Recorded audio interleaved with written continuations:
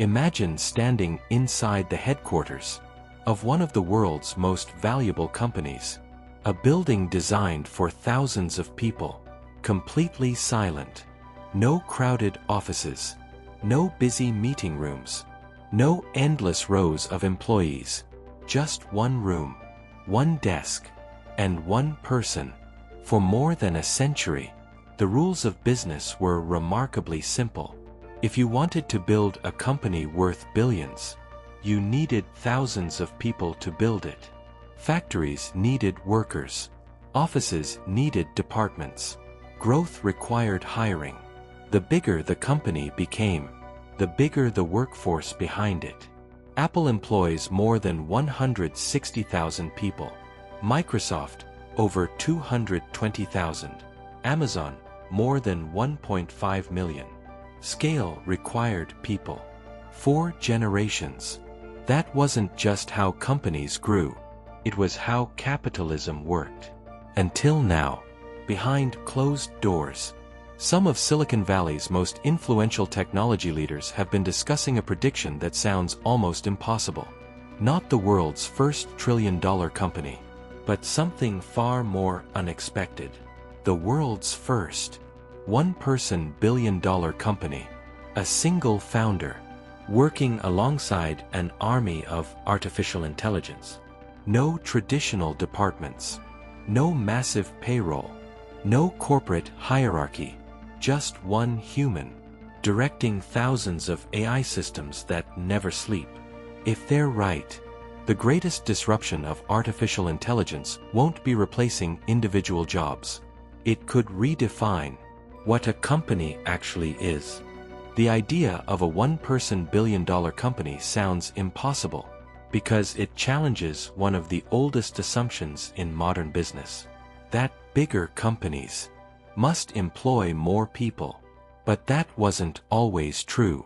Long before artificial intelligence, every major technological revolution followed the same pattern. As businesses grew, they hired more workers, not because they wanted to, but because they had no other choice. Factories needed thousands of hands to build products. Banks needed armies of clerks to process paperwork. Retail companies hired millions of employees to manage stores, inventory, and customer service. Even technology companies, the businesses that created the digital age, continued following the same model. As demand increased, they expanded their workforce. More customers meant more employees. More products meant more departments. Growth and hiring became inseparable. Entire corporate structures were built around this principle. Marketing, finance, legal, human resources, operations, engineering, customer support. Each department existed because people performed specialized tasks that couldn't easily be automated. The larger the company became, the more layers of management it needed. Managers supervised teams. Directors supervised managers. Executives coordinated departments. Information flowed upward. Decisions flowed downward. For more than 100 years, this wasn't just the most efficient way to build a business. It was the only way. Then something changed. Artificial intelligence stopped acting like software and started behaving like a workforce. For decades, every department inside a company existed for one reason: human limitations.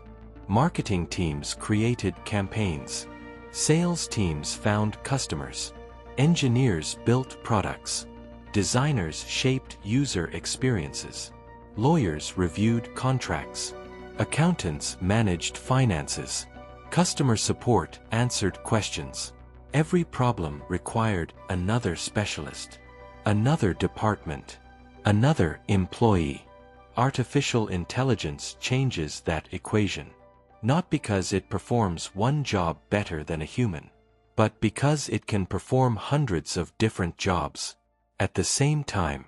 Today's AI can already write software, generate advertising campaigns, design websites, analyze financial reports, draft legal documents, translate dozens of languages, answer customer support requests, create videos, manage schedules, research markets, even coordinate other AI systems. Individually, none of these abilities completely replace an experienced professional. But together, they begin replacing something much larger: entire business functions. This is what analysts now call structural compression. Instead of hiring another department, a founder deploys another AI agent. Need customer support? An AI agent works 24 hours a day. Need marketing? Another agent creates campaigns, tests advertisements, and analyzes performance in real time. Need software updates? Coding agents write, review, and debug code together. Instead of expanding payroll, the company expands computation. The organization doesn't grow outward, it grows inward, layer by layer.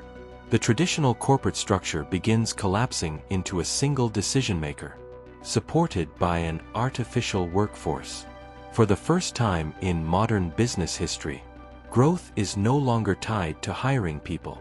It is tied to scaling intelligence. The idea of a one-person billion-dollar company still sounds like science fiction, but the foundations are already being built. Across Silicon Valley, a new generation of founders is quietly operating in a way that would have been impossible just a few years ago. Instead of hiring large engineering teams, they use AI coding assistants to build products in days instead of months. Instead of employing full-time designers, AI generates prototypes, websites, and marketing assets within minutes.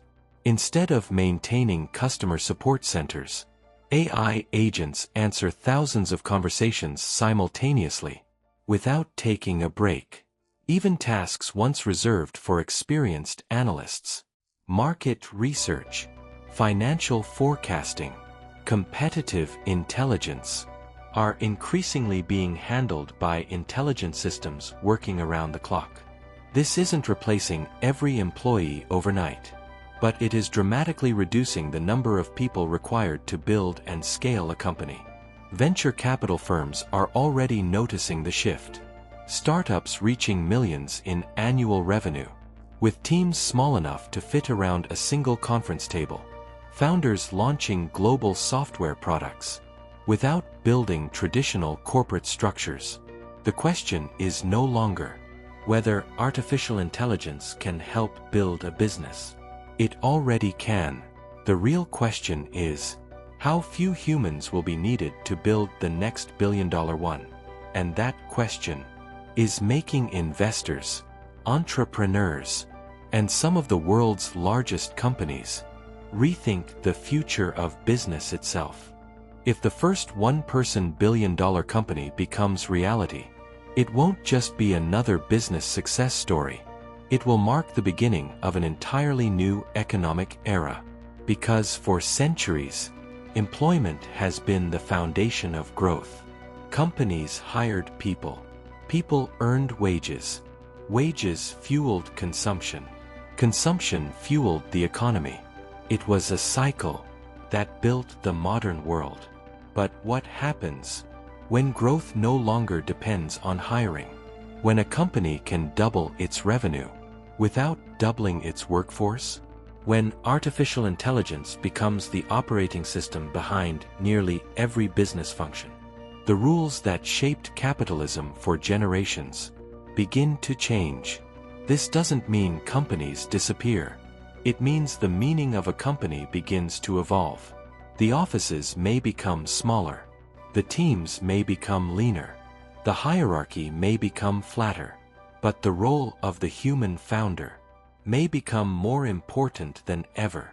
Because no matter how intelligent AI becomes, someone must still define the vision. Someone must decide what should be built, what risks are acceptable, and what values the company stands for. Artificial intelligence can execute a strategy. It cannot create purpose. It can optimize decisions, but it cannot decide what future is worth building. Perhaps that's why the world's first one-person billion-dollar company won't really have just one employee. It will have one human and thousands of artificial minds. History has always rewarded those who adapt first. This revolution may be no different. The companies of tomorrow may not look anything like the companies we know today.